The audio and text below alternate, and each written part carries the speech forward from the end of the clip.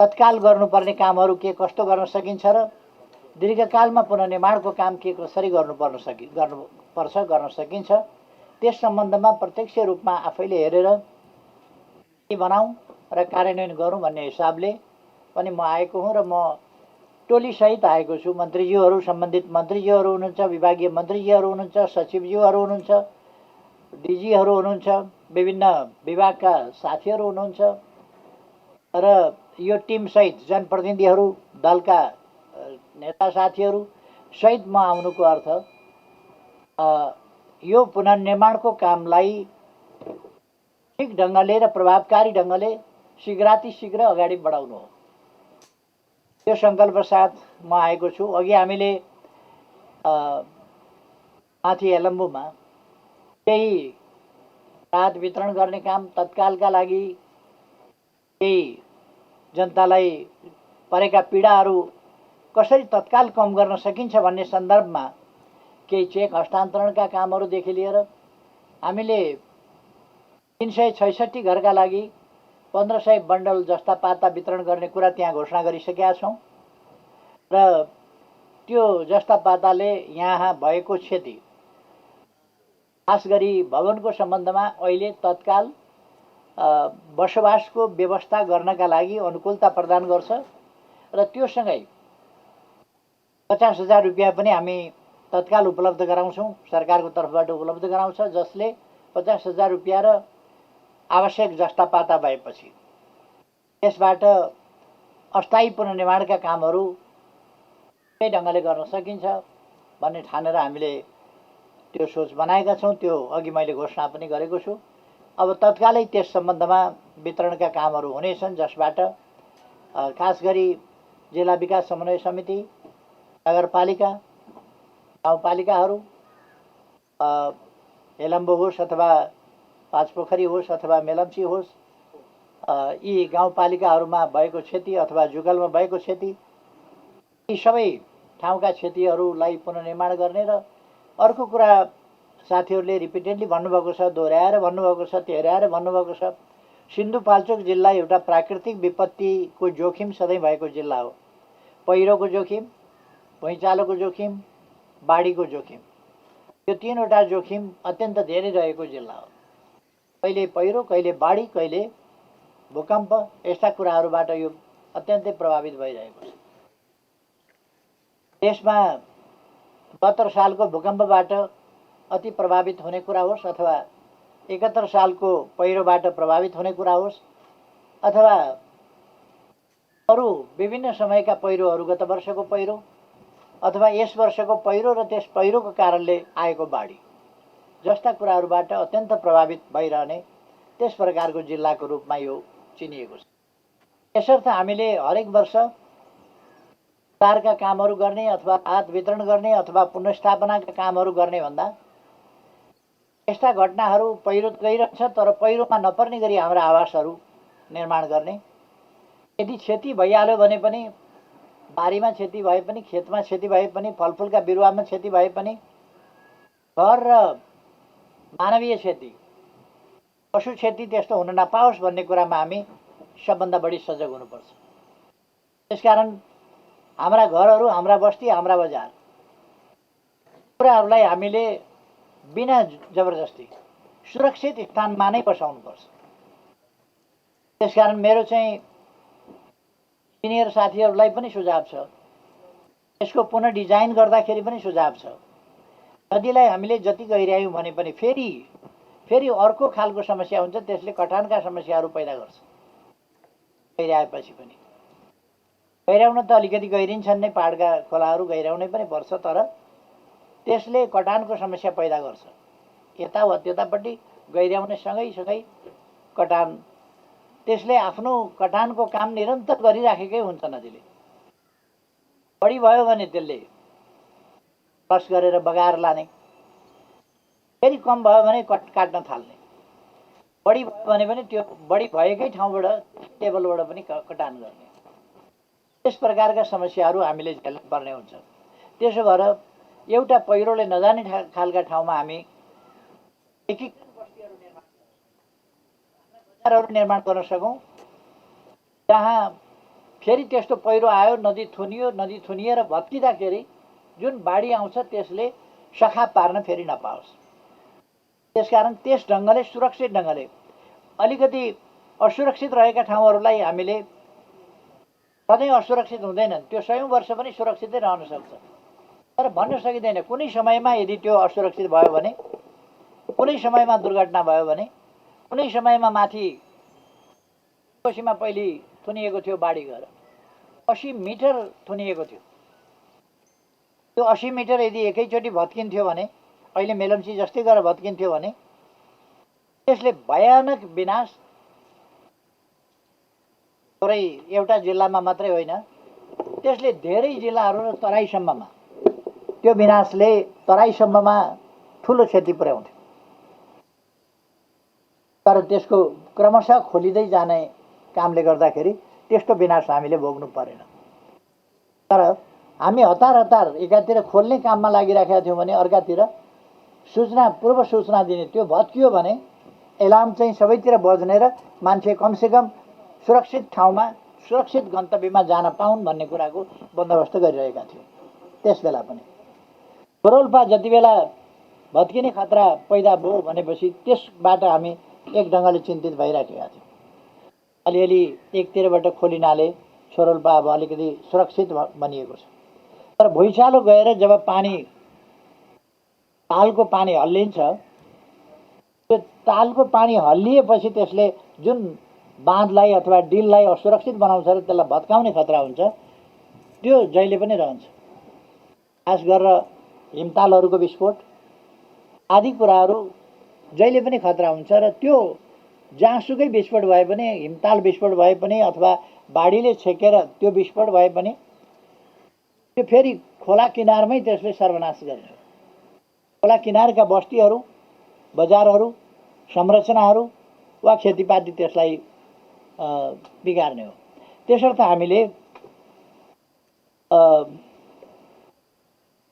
सुरक्षित बस्ती, सुरक्षित आवास, सुरक्षित ठाउँमा बाढीले केही गर्न नपाओस्, पहिरोले केही गर्न नपाओस्, यस्तो ठाउँमा र भूकम्प प्रतिरोधक खालका संरचनाहरूको निर्माण, यी कुराहरूमा हामीले ध्यान दिनै पर्छ। अनि मात्रै हामी सिन्धुपाल्चोकको जनताले सधैँ बेहोरिरहने कष्टलाई न्यून गर्न सक्छौँ अथवा सुरक्षातर्फ, सुरक्षित आवास, सुरक्षित बसाई र एउटा ढुक्कको जिन्दगी बाँच्ने स्थितिमा हामी पुग्न सक्छौँ। यतापट्टि हामीले ध्यान दिनुपर्छ जस्तो लाग्छ र मलाई अहिले जुन विनाश गरेको छ र बगरको रूपमा परिणत भएको छ त्यसलाई हामी भोलि बागवानी, बगैँचा, खेती, मत्स्य पालन आदि क्षेत्रहरूमा त्यसलाई विकास गर्न सक्छौँ। तर मेरो चाहिँ आग्रह के छ भने फेरि पनि त्यस्तो कुनै ठाउँमा भत्किएर रोकियो खोलो भने त्यो फुट्दाखेरि फेरि त्यही विनाश सिर्जना। त्यसकारण म चाहिँ के आग्रह गर्न चाहन्छु भने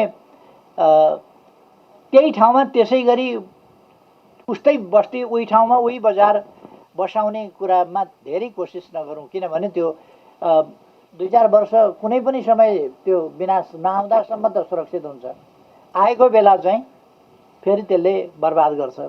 मैले अस्ति यसै प्रसङ्गमा विनाशकै सन्दर्भमा हामीले सरकारले यो प्राकृतिक विपत्तिको न्यूनीकरण कसरी गर्ने र यसको क्षतिबाट कसरी बस्ने भन्ने सन्दर्भमा मैले लामो बगरको पनि कुरा गरेको थिएँ, तामाकोसीको माथि। र अप्पर तामाकोसी प्रोजेक्ट सरल, सस्तो, राम्रो प्रोजेक्ट किन भयो त्यो भर्खरै हामीले उद्घाटन गऱ्यौँ, सुरु भएको छ। र त्यो लामा बगर कसरी बन्यो भन्दा भयानक प्राकृतिक विपत्तिबाट लामा बगर बनेको छ, जसले गर्दाखेरि त्यो विद्युत आयोजना हामीले त्यसरी अहिले चाहिँ बनायौँ। किनभने त्यो ताल जस्तो ठाउँ कसरी बन्यो, जमिन मुनि कसरी खोला गयो, यो सबै पहिरोको कारणले भएको छ। त्यो भूकम्पले पहिरो गयो अथवा अरू कारणले पहिरो गयो, के कारणले पहिरो गयो, तर त्यहाँ भूबनोटमा परिवर्तन आएको छ, भौगर्भिक हिसाबले नै परिवर्तन आएको छ। यस्ता कुराहरू हुने गर्छन्। त्यसकारण हामीले यस्ता पक्षमा दीर्घकालीन ढङ्गले सोच्न पर्दछ र सुरक्षित ठाउँमा, सकेसम्म सुरक्षित ठाउँमा आवास र सबैतिरको जमिनको सदुपयोग गर्न सकिन्छ। खेतीपातीका लागि पशुपालनका लागि, अरू चिजका लागि, अथवा मत्स्य पालनका लागि, बागबानीका लागि, फलफुलका लागि, अनेक कुराहरूका लागि प्रयोग गर्न सकिन्छ। तर मानवीय बस्ती आवास चाहिँ हाम्रा सुरक्षित स्थानमा हुनुपर्दछ र सुरक्षित बस्ती एकीकृत बस्तीको विकासको रूपमा गर्नुपर्छ, जहाँ शिक्षा, स्वास्थ्य, बिजुली, टेलिफोन, खानेपानी सबै कुराहरूको सहज ढङ्गले आपूर्ति गर्न सकियोस् अथवा त्यहाँ पुर्याउन सकियोस्। जनताको शिक्षा र स्वास्थ्यसम्मको पहुँच सहज हुन सकोस्, शिक्षा र स्वास्थ्य जनतासम्म पुर्याउन सकियोस्, अथवा खानेपानी त्यहाँसम्म पुर्याउन सकियोस्। यस हिसाबले बस्ती बसाउनु आवश्यक छ भन्ने कुरा म साथीहरू समक्ष निवेदन गर्न चाहन्छु। अब अहिले हामीले केही ठाउँहरूलाई विभिन्न सङ्घ संस्थाहरू मार्फत पनि चेकहरू वितरण भएको छ, सहयोगहरू आएको छ र सरकारको तर्फबाट मैले अघि नै भने हरेक पीडित परिवारलाई जसको घर भत्किएको छ, बगेको छ, ढलेको छ, यस्तो परिवारलाई तत्काल 50,000 र आवश्यक पर्ने जति जस्ता पाता पुग्छ त्यो 1500 बन्डल भनेको तपाईँहरूले 1000 बन्डल माग्नुभएको थियो, हामीले त्यसको डेढा थपेर भनेका छौँ। आवश्यक जति 1000 बन्डल मागिएकोमा हामीले 1500 बन्डल दिन्छौँ भनेको, जति चाहिन्छ त्यो जस्ता पाता त्यो पुरा हुने गरी गर्न सकिन्छ। तर वरिपरि पनि जस्ता पाता लगाउने काम चाहिँ नगर्दाखेरि राम्रो हुन्छ, किन त्यो बसिसक्नु पनि हुँदैन, गर्मीले हावा पनि आउँदैन त्यसबाट, र त्योभन्दा अरू प्रकारका विधिहरू तत्काल अपनाउन सकिन्छ। अलिक काठदाउरा, लडे पडेका रुखहरू आदि इत्यादिको प्रयोग गर्न सकिन्छ, त्यसको व्यवस्थापन वनले गर्छ। र बाटाहरू तत्काल बनाउने कुरा अघि नै साथीहरूले राखिसक्नु भएको छ। बाटाहरू तत्काल बनाउने कुरा, पुलहरू तत्काल बनाउने कुरा, यो ऐतिहासिक 1886 मा चन्द्र शमशेरले बनाएको यो एक ढङ्गले भन्यो भने ऐतिहासिक झोलुङ्गे पुल हो। यस पुललाई त्यो त एउटा इतिहासकै हिसाबले पनि हामीले जीवित राख्नुपर्छ। त्यसकारण त्यस पुलको कति अहिले तत्काल अर्को पुल पनि त्यहाँ नजिकै भएपछि त्यो पुल आवश्यक नहुन पनि सक्ला, तर त्यो इतिहासको हिसाबले पनि त्यसलाई जीवित राख्नुपर्छ। त्यसकारण त्यसलाई तत्काल निर्माण गर्ने कुरादेखि लिएर अर्को पुल निर्माण गर्ने, जुन बगेको पुल छ त्यसलाई निर्माण गर्ने कुरादेखि लिएर साथीहरूको त्यहाँ बेली ब्रिज भन्ने कुरा छ, बेली ब्रिज होइन, बेली ब्रिज राख्दा ओर्दा अर्कै पुल पनि तयार गर्न सकिन्छ, सडक पुल तयार गर्न सकिन्छ भन्ने अलिकति समयमा त्यो तयार हुन सक्छ भन्ने खालको साथीहरूको छ। या नजिकै बेली ब्रिज राखेर अनि यदि निर्माण कार्य अलिकति समय लाग्छ भने त्यो गर्न सकिन्छ। नत्र भने झोलुङ्गे पुल तत्काल बनाएर अनि सडक पुल चाहिँ समय लिएर राम्रोसँगले नै बनाउनु पर्ने हुन्छ। र हामीले ध्यान के राख्नु पर्यो भने जस्तो सुकै हुँदाखेरि पनि पुल फेरि नभत्कियोस् भन्ने। तर पानीले छोयो भने अथवा नछुँदाखेरि पनि जसरी यसपल्ट ढुङ्गाहरू पल्टाएर ल्यायो, ढुङ्गाहरू ठोक्काउँदै पल्टाउँदै ल्यायो, बगाउँदै ल्यायो, त्यस हिसाबले आउने बाढीले चाहिँ पुलहरूलाई भत्काउन सक्छ, त्यसको पिलरहरू नै भत्काउन सक्छ, त्यसको जग नै उखेलिदिन सक्छ। यसपल्टको ट्रेन्ड बढी माथि पुर्ने खालको रह्यो, कहिलेको ट्रेन्ड चाहिँ तल खोलिदिने खालको हुन्छ। त्यो खोलिदिने खालको भयो भने त एकैछिनमा त्यस्तो पुलको खम्बा सम्बा सबै भत्काइदिने, काट्ने खालको भयो भनेदेखि वरतिर परतिरको त्यो जगहरूलाई चाहिँ फ्याँकिदिने, त्यस प्रकारका कुराहरूले अप्ठ्यारो पार्न सक्छ। हामी साथीहरूले अरू पनि विषयहरू राख्नुभएको छ, मेलम्चीको सम्बन्धमा राख्नुभएको छ। जिल्ला विकास जिल्ला समन्वय समितिका संयोजकजीले त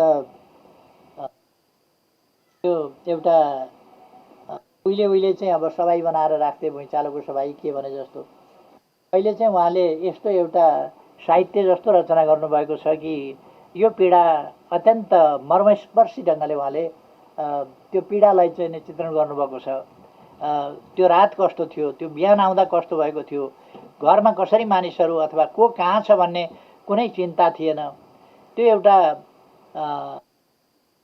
त्यस परिघटनाको, त्यस दुर्घटनाको अथवा त्यस विपत्तिको सजीव चित्रण गर्ने एउटा संक्षिप्त तर मार्मिक दस्तावेजको रूपमा उहाँले पेश गर्नुभएको छ। त्यो पछिका लागि पनि एउटा अध्ययन गर्ने दस्तावेजको रूपमा हुन सक्ने मैले देखेको छु। बहुतै मार्मिक दस्तावेज उहाँले तयार गर्नुभएको छ।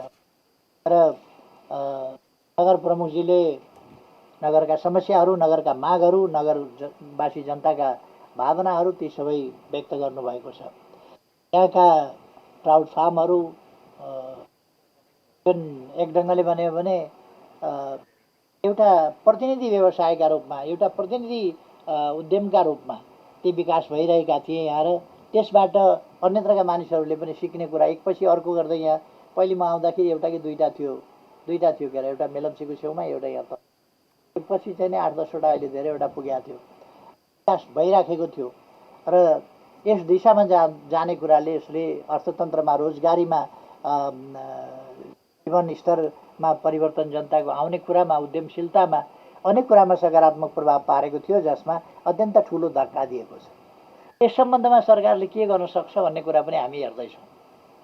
सरकारले के गर्न सक्छ त यस सम्बन्धमा, कति गर्न सक्छ? अहिले मैले धेरै कुरा यहाँ भन्ने भन्दा पनि सरकारले निर्णय गर्ने र त्यो निर्णय कार्यान्वयन गर्ने कुरातिर जानु वाञ्छनीय हो।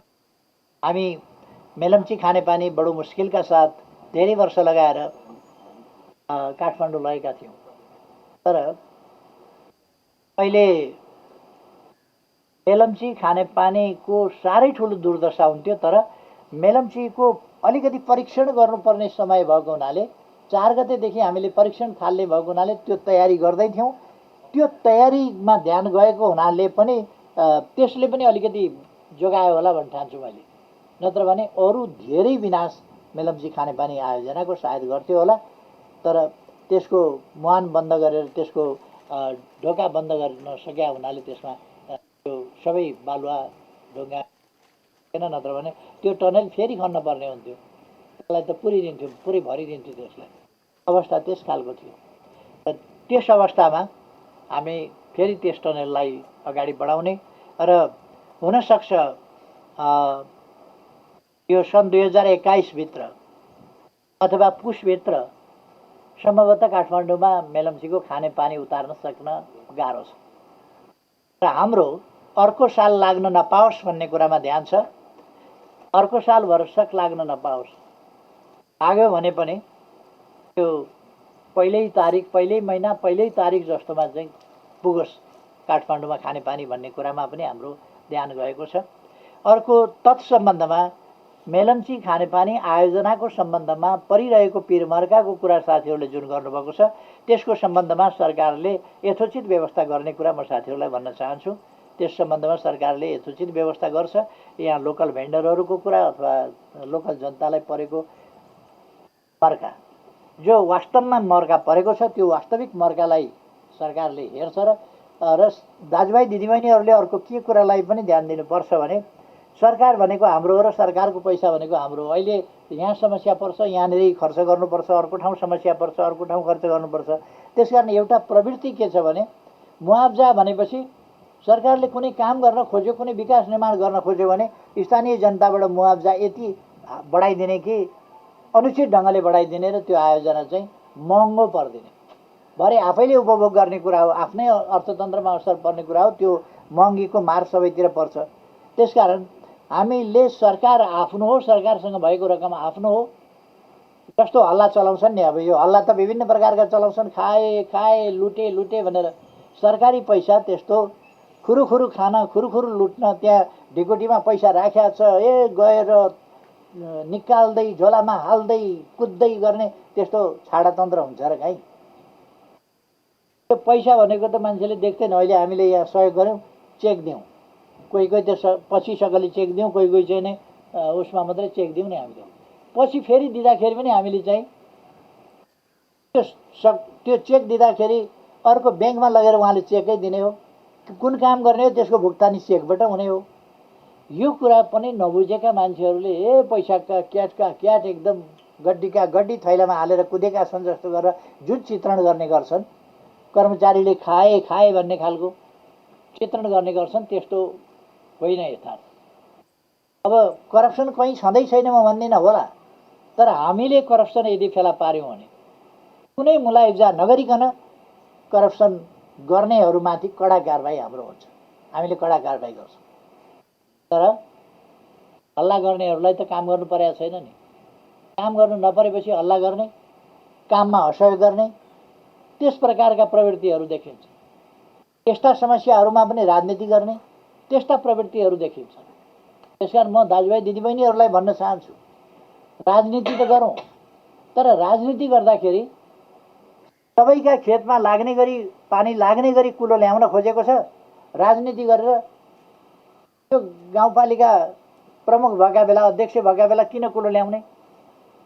यसलाई हराउनै सकेन ल्याउन भन्ने पारेर अनि म चाहिँ सक्छु भनेर मैले जितेपछि ल्याउनुपर्छ भन्ने त्यो प्रवृत्ति हुन्छ।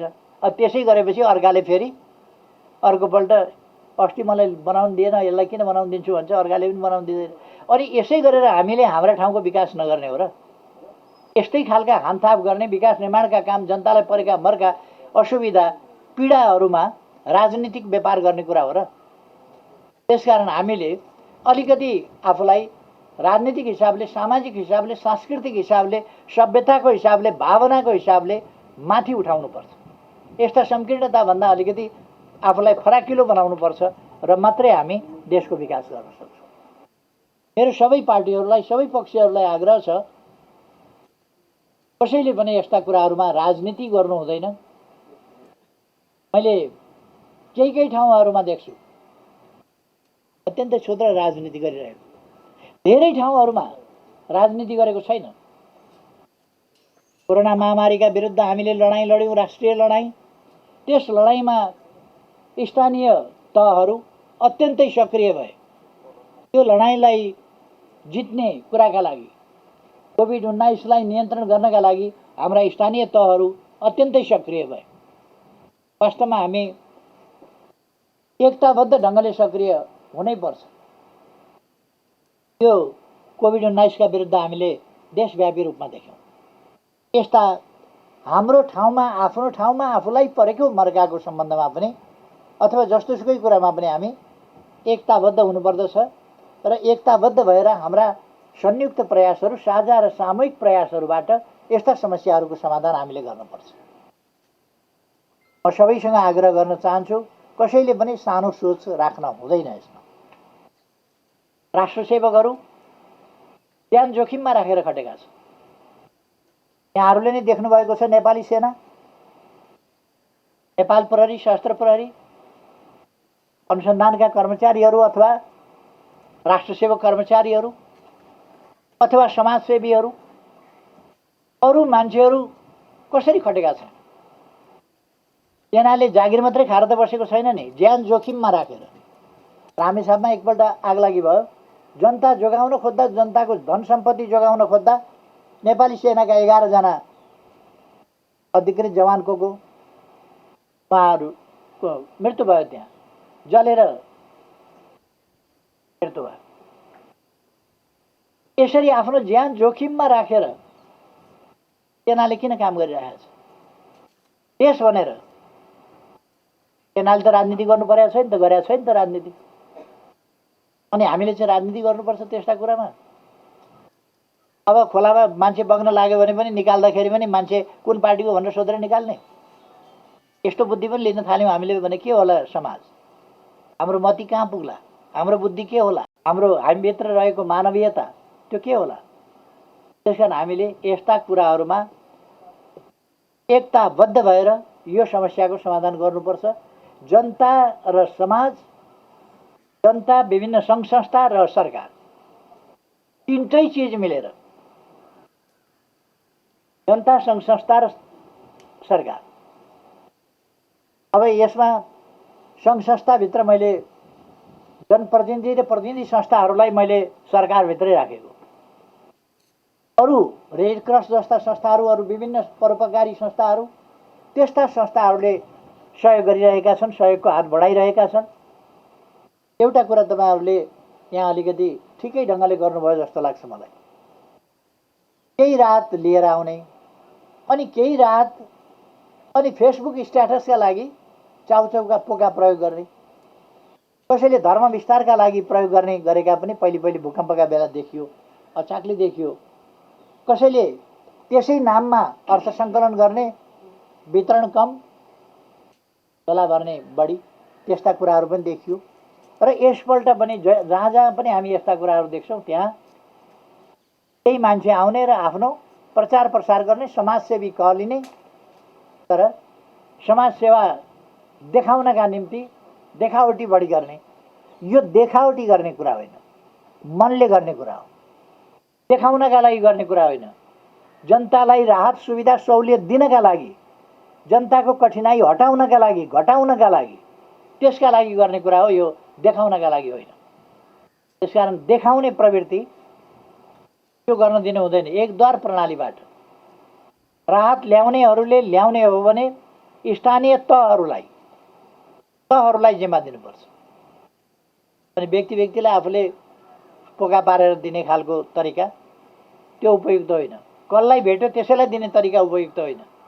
स्थानीय जनप्रतिनिधिहरू छन्, स्थानीय संस्थाहरू छन्, निकायहरू छन्, ती संस्थाहरू मार्फत पीडितहरूको लागत हुन्छ। त्यो लागत अनुसार कसलाई के आवश्यकता छ, सामग्री कति आएको छ, कस्तो सामग्री कसलाई दिन आवश्यक छ कि छैन, उचित हुन्छ कि हुँदैन, वितरण कसरी गरिनुपर्छ, त्यहाँका स्थानीय जनप्रतिनिधिहरूले त्यो कुराहरू एकद्वार प्रणाली मार्फत गर्नु वाञ्छनीय हुन्छ। यदि सेवा गर्न छ भने, सहयोग गर्न छ भने दाताहरूले त्यस प्रकारले दान गर्नुपर्छ। अब त्यसो भएर मैले सबै साथीहरूका